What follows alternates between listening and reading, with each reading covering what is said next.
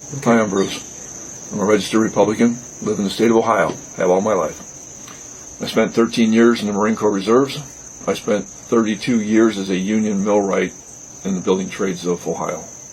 I like people that are straight talking, say what you do what you say. That's who I thought I was voting for. You always complain that politicians lie. You have lied to us the entire time you've been in office. Your first example of lying to us, and I have several, obviously everybody knows it, was your taxes. Every president in modern history has submitted their taxes, and you told us you would when your audit was complete.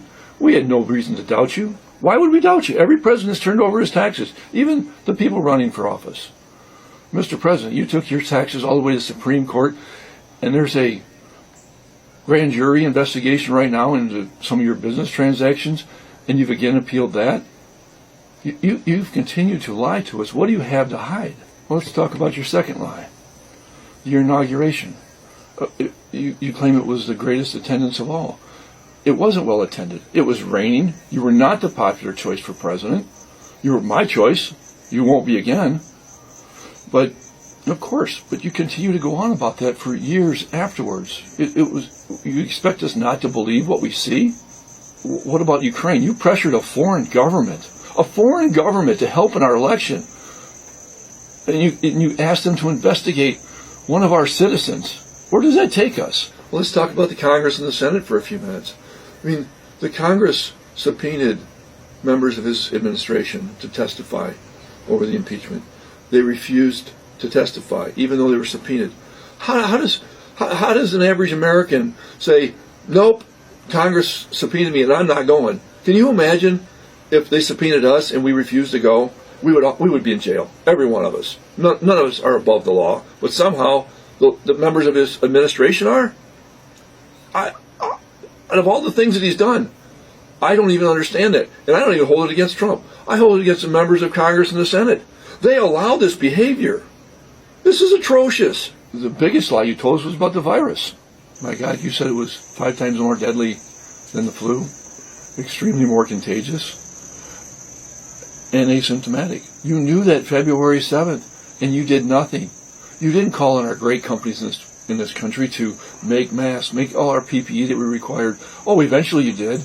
But I know from being in the industry, you don't just get that equipment overnight. It takes planning. It takes process. It takes leadership, which you have none. You've led, but only for your own personal self-interest. And Mr. President, as of today, there's 195,000 people dead in 6 months. 6 months! My God, we lost 406,000 people in World War II, a war that lasted 4 years and covered the entire world. And we lost 190-some thousand Americans already. You failed to acknowledge the fact that we were at war with this virus. So, but there's no agenda going into 2021. Where is his plan? What are his proposals? More of the same? More of the same lies? More driving us further and further into debt? More and more tax breaks for the wealthy? Where are we going? It's a party of Trump now. It's not Republicans. Is there any other thing they've done in the last 4 years other than cut taxes for the wealthy? Drive our deficits to an all-time high in the best of times? So when we came into this pandemic and we needed to borrow trillions of dollars against our deficit, which is the right thing to do, there's no money in the bank left. If we ran our homes and businesses like this, we'd all be out of business. But yet, the administration of Trump decides that's the correct business plan. But what we found out is he's tried to run this country as one of his businesses, and he's cut the taxes on the wealthy and borrowed more money. He's trying to drive this country into bankruptcy. And where does that leave us? It's just normal taxpayers.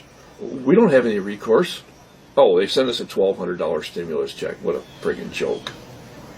I mean, it was one thing to raise the unemployment insurance up so people that shouldn't have been out of a job because we forced them as a country to stay home, they should have been supplemented. But people that were working, why did we receive money? Where's your business sense? You're supposed to be the businessman. You're not a businessman. You're a friggin' cheat and a coward.